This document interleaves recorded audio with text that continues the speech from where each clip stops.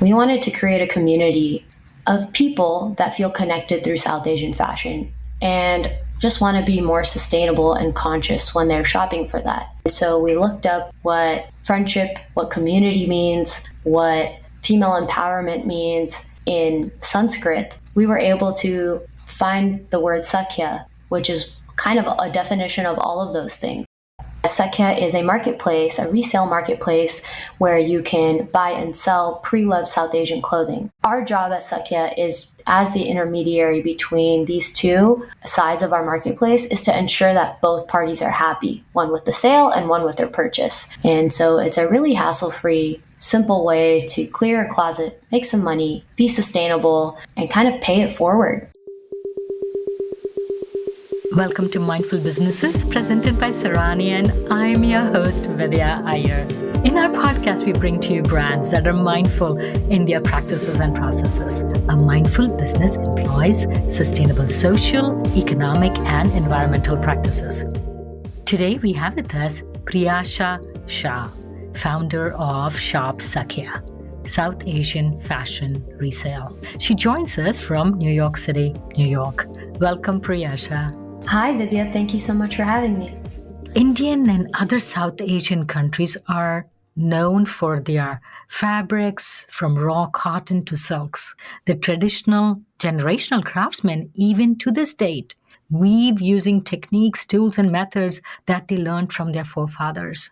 Indian saris and outfits made by skilled artists, embroidered and with vibrant colors, have of late been seen at the Cannes to the Met Gala. Where do you think this trend is going? I've grown up, and just as a preface, my mom has been a huge inspiration for me growing up and watching her drape herself in beautiful South Asian, fabrics, textiles, like you mentioned, that are just fully adorned with all this ornate embroidery. To be able to see it on, Western stages now at such high-end fashion houses, different designers in the US, adopting a lot of those techniques. It's really, really beautiful to be able to see South Asian fashion being put on the global stage now. And being born and raised in the US, being able to see that kind of come to fruition and grow so much throughout my lifetime and my generation has been really empowering, because it makes me want to continue to showcase the beauty and the artistry behind South Asian fashion. Most of our trips to India, for me, my girls, and my family, is we would always have a few days dedicated to do our shopping for Indian clothes. What was your experience going back to India? I think that was one of the most exciting parts, besides all the food I get to eat. One of the most exciting parts of being in India was getting to go shopping with my relatives, my aunts and my cousins there, who love fashion in India, which is a few years ahead of the South Asian fashion that's here in the US. And so being able to just see the sheer volume of different choices in India was so almost overwhelming at first, but it made me so excited, because the opportunities for what you can wear, how you can style, yourself. And you're right, every single time I've gone to India, almost a week was dedicated to just shopping. And like everybody, we probably overshop and get all these things. Just the vibrancy of the colors, the craftsmanship, and what shocks me when I go to India is the number of colors, the risk that the designers take. Whereas if you go here, people wear black, people wear white, because there's never a bad black.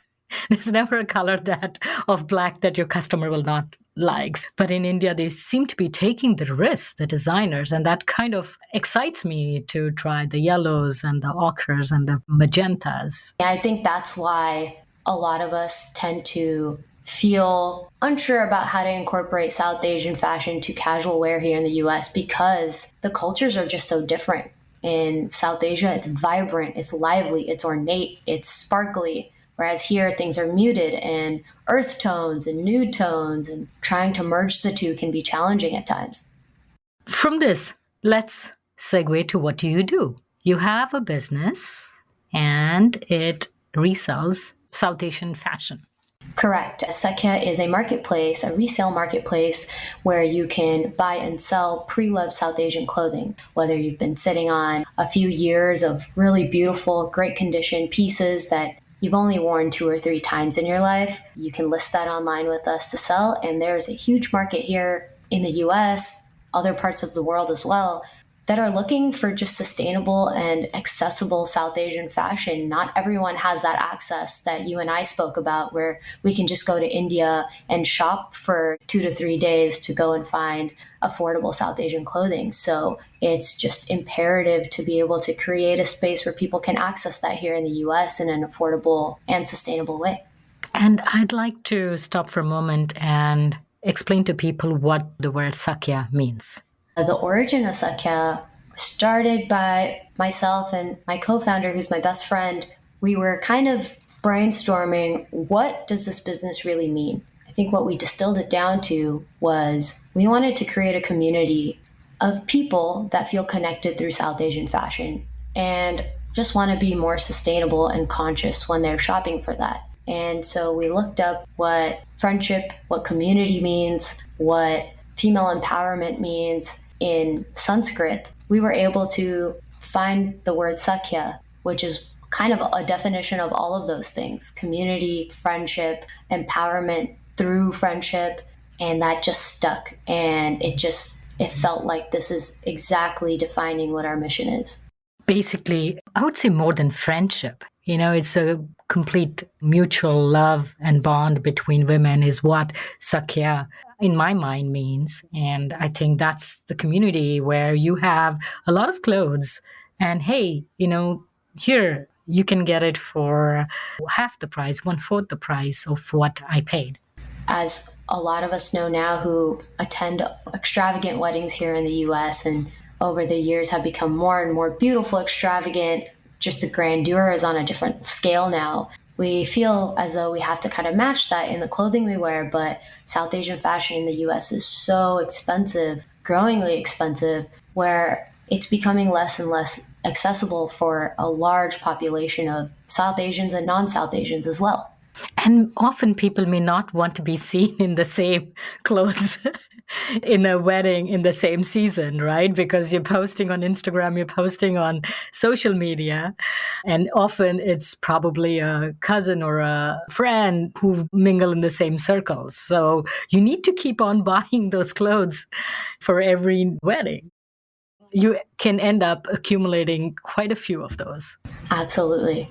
So I have all these lenghas or salwar kameezes. How do I put it up on your website? We currently have a self-serve platform, which we launched about 1.5 years ago, where you just need a few pieces of information about each of the outfits you're interested in selling. That includes some photos that you've taken, a few measurements, a brief description, and the condition of the outfit. And using our online tool, you can submit a listing for each outfit, which will then directly translate to a listing that goes on our platform.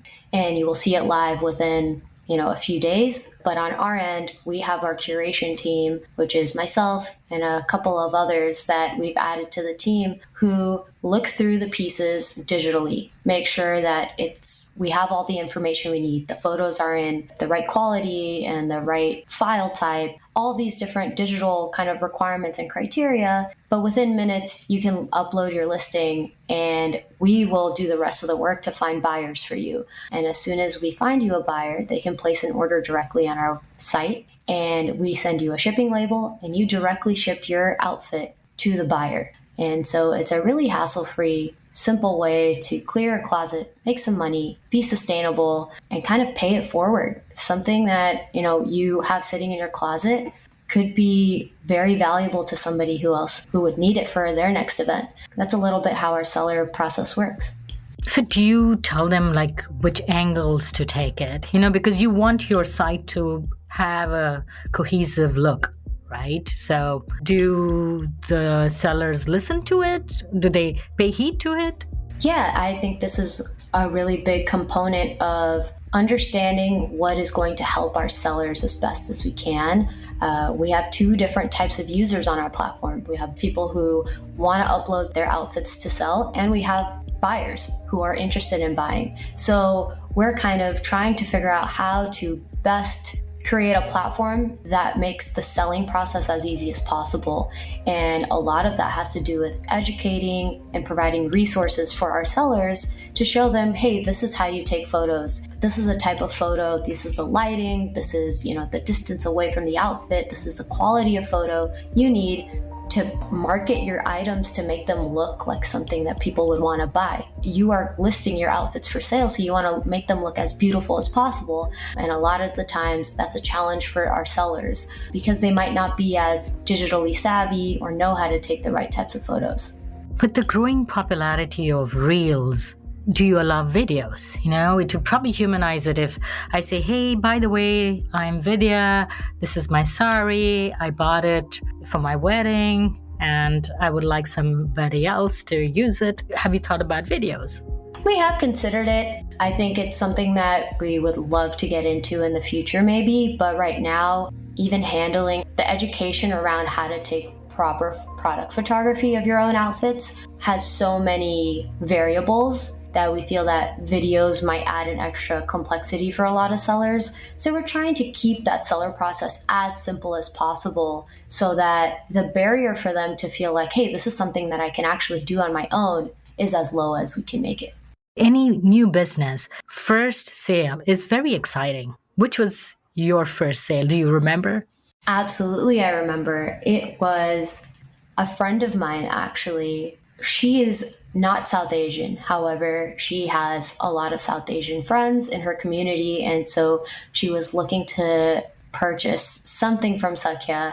And she actually ended up buying one of my mom's old silk saris, which is so beautiful. It was like a watercolor print silk sari made in India. My mom's had it for several years. And she was our first buyer. And that, I will never forget that just because she's a dear friend of mine and she's never owned a sari before, I think. And to have her support in that way meant a lot to me. But also the fact that it was my mom's and it was something that was vintage and just, taken such great care of. It was special. And as a new business, sometimes it's good to have those friendly purchases where the person says, hey, I had these hurdles while making the purchase, which can help you when you have friends and family test it out and give you honest feedback. In our early days, for the first few months, I was constantly having conversations with friends who have bought from us and even friends who decided, hey, this is not for me. And there's absolutely no judgment there, no hard feelings. I just really wanted to understand how I can best serve the people that I'm here to help and support and what can make our platform better. And some of my closest friends and family gave me such great feedback on how to market some of these secondhand pieces, how to properly educate our users, how to handle the customer service if there's, issues with the product that they had purchased, because Sakhya doesn't actually see any of our products that are bought and sold on our platform in person. Everything is digital. That's a huge part of the trust that we're creating within our community is sell something that you would want to purchase yourself and sell something in great condition and make sure that it's taken care of so that the person buying it from you has a great, pleasant experience and would want to buy from you again. And so that initial feedback in the early days meant a lot. So how do you assure that what they're even posting is what they have? They may say in good, excellent, liking new condition, whatever the different levels of condition are, but there may be a food stain, folded and you never see it. How do you assure that it's clean, it's what the seller says it is? Presenting your outfits for sale, you want to be as honest with potential buyers. It's in your best interest to do that, especially when you're working with a third-party seller like Sakhya, someone who's facilitating these transactions, just because we're creating a trusted marketplace. And our goal is for our sellers to be as upfront about any defects, damages, anything like that as possible. Do you have seller ratings like Facebook Marketplace? Right, exactly. So right now, we don't have a seller ratings feature that's available on the platform yet. That's a feature that we are working on kind of implementing. However, we work internally with each of our sellers to make sure, hey, we got this, feedback from one of your buyers, and it's in your best interest to be able to, for future purchases, be as upfront as possible. Otherwise, that'll affect your relationship with whether or not you are able to sell with Sakhya in the future. And when we do have seller ratings, we would be able to, have any of our buyers provide their feedback on what their experience was. And you would get bumped up to the top of our product list if your ratings are great. And if you have some, dings on your ratings, you would potentially be bumped to the bottom of the list. Whatever it is to help incentivize our sellers to be as upfront as possible. Seller ratings are a really important feature that we plan to have in the future. Right now, we internally discuss with our sellers if there have been any negative reviews. But what we do is, as a mediary between buyer and seller right now, if the buyer sees any issue where the listing was not as described, the outfit was not as described, we actually go back to the seller and let them know. And we work with them to see if they can provide an additional discount or any sort of way to compensate the buyer for the discrepancy in the listing. So our job at Sakhya is, as the intermediary between these two sides of our marketplace, is to ensure that both parties are happy, one with the sale and one with their purchase. That's our ultimate goal. So, how are you different than Facebook Marketplace or an eBay store having just dedicated products? What is the additional services that you offer to the seller and to the buyer?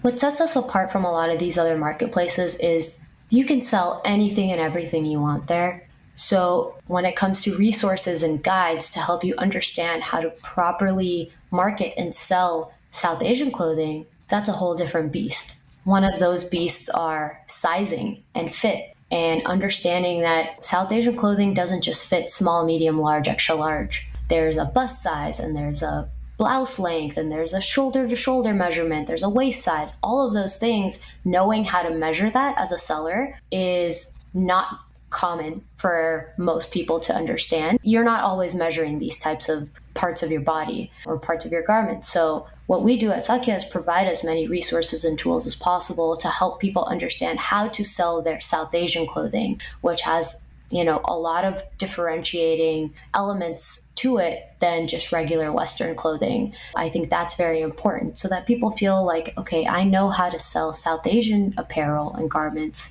which is totally different than any other type of garment you would own in your closet. Do you have a background in fashion design? What is your background that drew you other than just these beautiful clothes in your mother's closet? Yeah. So I have a background in engineering. I did chemical engineering, process engineering. Like all good Indian children. Yeah. That was where I started my professional journey outside of university. And I went directly into the workforce working in a giant manufacturing facility that produced plastic water bottles. And through that, I was able to see a glimpse, a really detailed view of what types of waste and the sheer volume of waste that is created as a byproduct of manufacturing all of these everyday household items, consumer products that we use and we don't even think about. We a lot of times only think about, okay, I drink this bottle of water and I throw it in the recycling versus throwing it in a landfill type of garbage can. However, the amount of waste that's produced even before that water bottle reaches your hands is astonishing. And I was able to see that when I worked in a lot of these factories. And so that's where my passion for finding sustainable solutions and being able to make an impact in sustainability started to grow. Although working there, my role was focused on trying to minimize and reduce this waste, which was very exciting. However, I wanted to make an impact in an area that I was more passionate about. That's where the fashion piece comes in.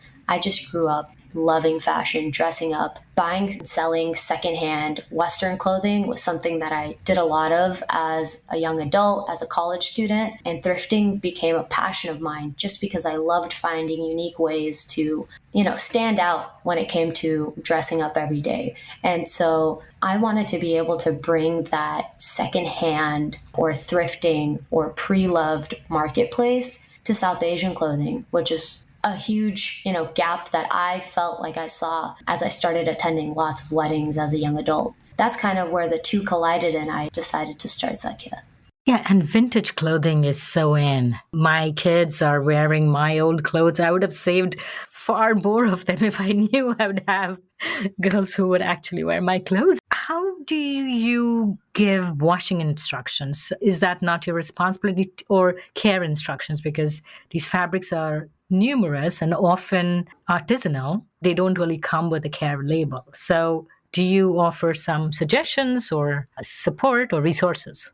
Yeah, we do provide resources around how to take care of your garments so that they do become something that you can sell in the future. So, a lot of garments don't, like you mentioned, don't have care labels. A lot of them can only be dry cleaned, and some of them can only be hand washed and not even dry cleaned.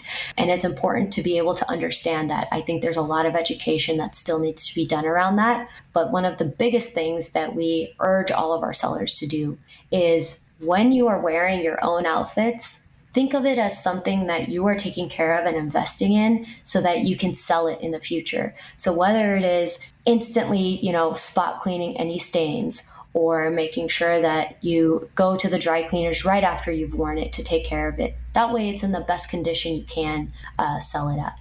Now, these products are on your platform. The pictures are beautiful, attractive. The descriptions are there, potentially, any condition notations. And who decides the price?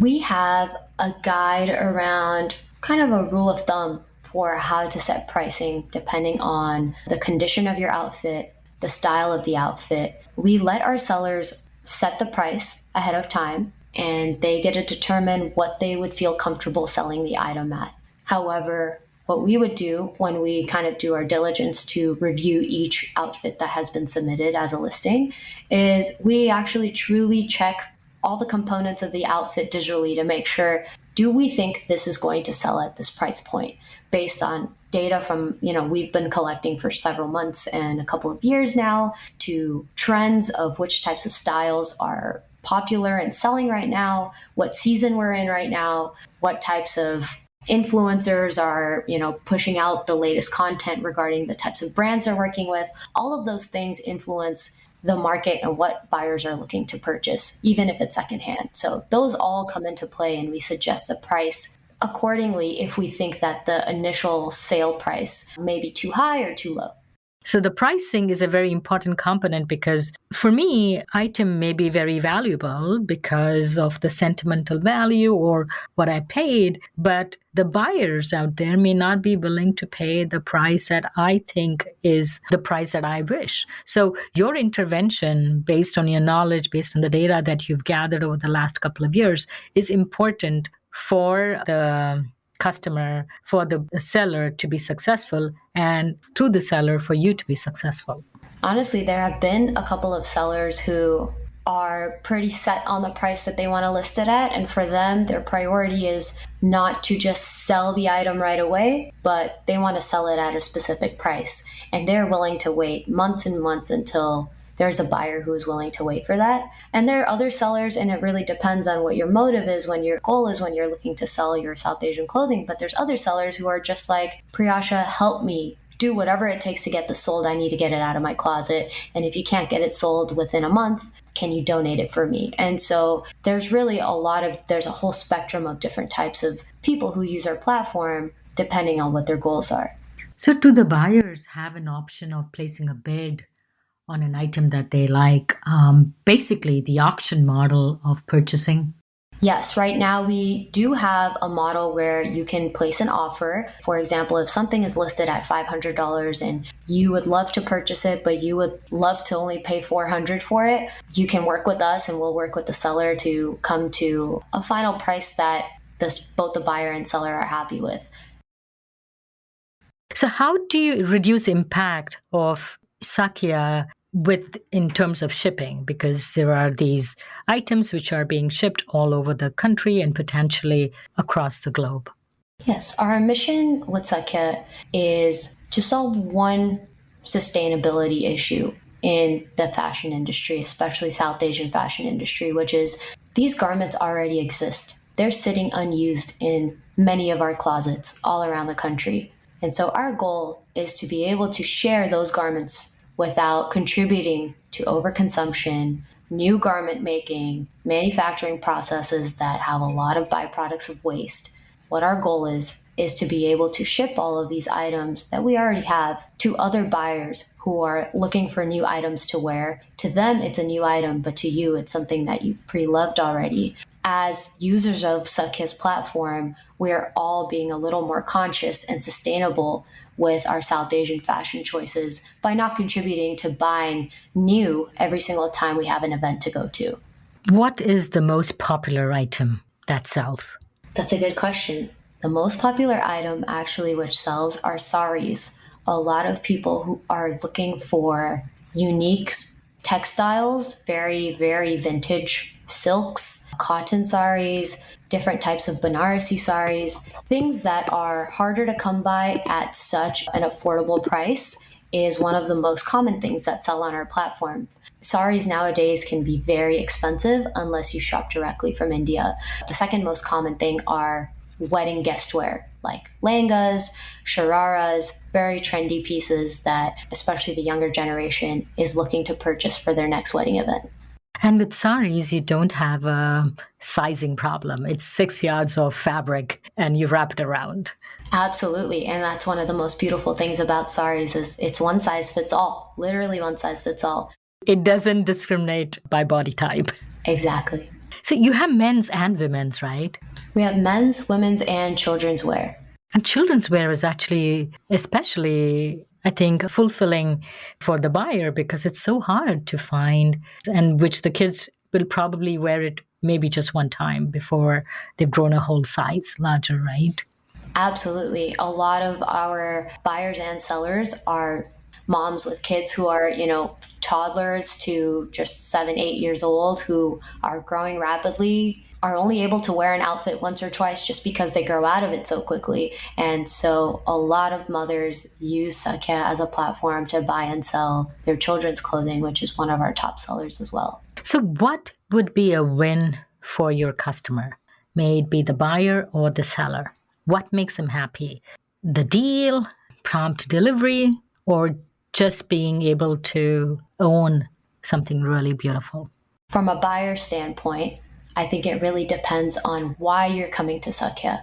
A lot of people are coming to Sakhya because they're looking to be more sustainable. And that is such a fulfilling thing for a lot of people who are passionate about that. Just knowing that they're contributing to a sustainable brand, a sustainable process, that on its own is, I think, a really rewarding thing to be able to support and make a purchase that contributes to that. On a seller's side, it's very similar, which is I get to find a sustainable way to pass my clothes along instead of just having them sit in my closet or tossing them or donating them. And I might be making, at least 50 to maybe even 80% of what I paid for it just by getting rid of it and giving it to someone else who can use it. So Sakhya is about 2 years old now? Yes, coming up on 2 years. Where do you see yourself in 5 years? Or maybe an Asian rent the runway, possibly? Or do you plan to scale up to that level? Our goal at Sakhya is to be a true, sustainable, and accessible hub for South Asian fashion. And that expands beyond the US. But I think there are many different avenues of becoming more sustainable within South Asian fashion that we have yet to even explore. Like, for instance? For instance, a rental marketplace, which is becoming increasingly popular within South Asian fashion. I envision even working with different brands who have excess clothing, surplus clothing that they just need a platform to support them to get rid of, 1 or 2 seasons old types of garments that they've had for, sitting in their inventory, warehouses. There's so many different ways to support not only consumers, but also other businesses who want to be more sustainable. And I can't wait for Sakhya to be able to support all of those. Wishing you all the best and success. Thank you, Priyasha, for coming on Mindful Businesses. Thank you so much, Vidya, for having me. You're listening to Mindful Businesses, produced and hosted by Vidya Iyer. We'd love to hear from you. Send an email to info@mindfulbusinessespodcast.com. If you learned a thing or two from this episode, share it with one friend. Click on the subscribe button to be the first to learn about our latest episodes. We recorded this podcast in Buffalo, New York. Theme music was composed by Tatum Gale. Roseanne Kurian is our marketing assistant. Ketan Karat is our podcast editor. Our advisors are Jim Stone and Anupama Pastricha. This is Vidya Iyer with Mindful Businesses.